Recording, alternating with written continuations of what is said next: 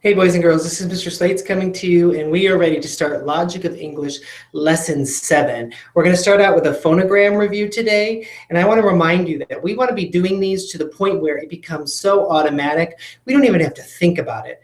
Like when you ride a bike now, where you don't even think about it. You could ride a bike, you could be drinking at the same time, you could be talking to your friends. All of it is so automatic that you don't even have to think.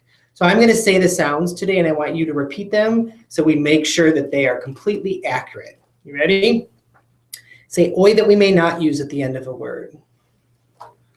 Oi that we may use at the end of a word. A that we may not use at the end of a word. A that we may use at the end of a word.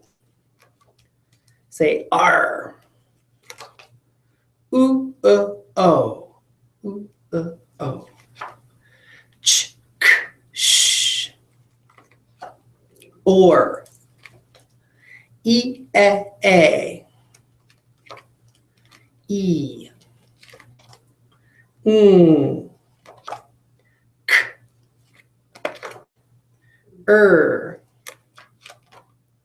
Sh. Z. Z. G. K. S. Y. I. E. E. I. Ya. O. U. U. A. Which brings us to our two new sounds. I'm going to take them off my ring so you can see them. Do you see these two? What do you notice the same about both of these phonograms? Can everyone see that there's an O in both of them, right? And they actually both make the exact same sound. Say O.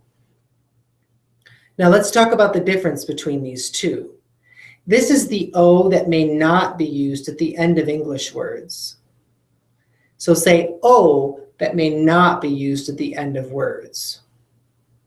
Now look, that kind of goes against our rule about English words not ending in I, U, V, or J, right? Do you see an I, U, V, or J at the end of this phonogram? No. So it's not a spelling rule that is making it so that this can't be at the end of words. It just never is. You will never see this at the end of an English word. Be careful, English word. There is a word, cocoa, like hot cocoa, which has this at the end, but it is not an English word. Okay, this one also goes O. And in one word, it goes oo. Look at the back of my card. I'm going to zoom in. Do you see how it says toe and shoe, oo? In that word shoe, it makes an oo sound. But almost all the other times, it says O, and it can be at the end of English words. Okay, we're going to do a quick review of rules, and then we're going to go to this word and talk about what's going on. Okay? So say A, E, O, U, say their name at the end of a syllable. Can you say it? Now I want to point out, they usually say their name at the end of the syllable. They don't have to, they usually. Say ga may soften to ja when followed by E, I, or Y. Ga may soften to ja when followed by E, I, or Y. Z, never S, spells Z at the beginning of a base word. Say Z, never S, spells Z at the beginning of a base word. C always softens to S when followed by E, I, or Y. Can you say that? C always softens to S when followed by E, I, or Y. We often double F, L, or S. Say it.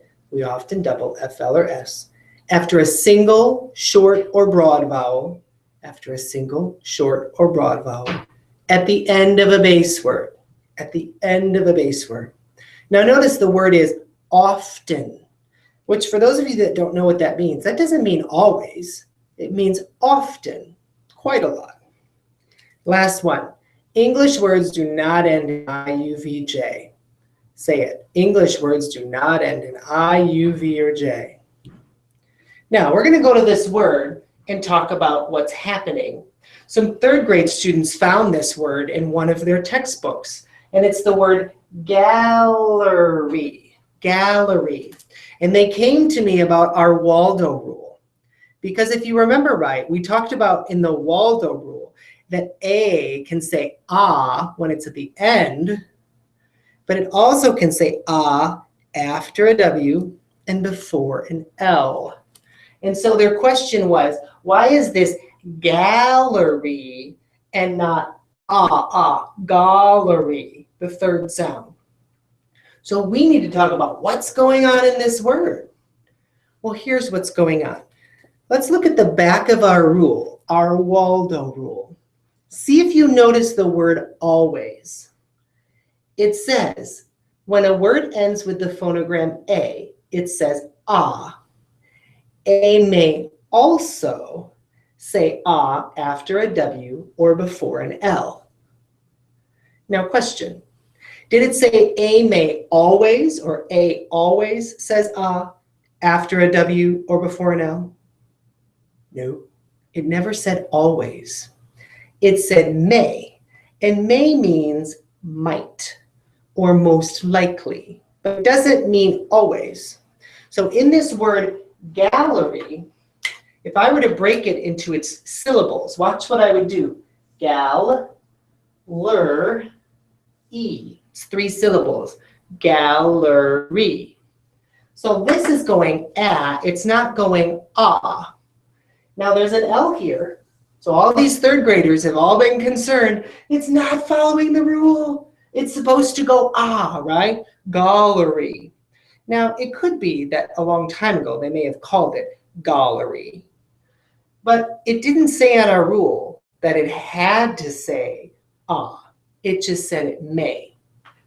I think something else is going on here too. If you notice, to split up these syllables, we put that G here and that L there, and it closes in the A. And remember, when a syllable is closed in, or when a vowel is closed in the syllable between 2 consonants, it usually says its short sound, ah, ah, ah. Okay? So that is what's happening in this word.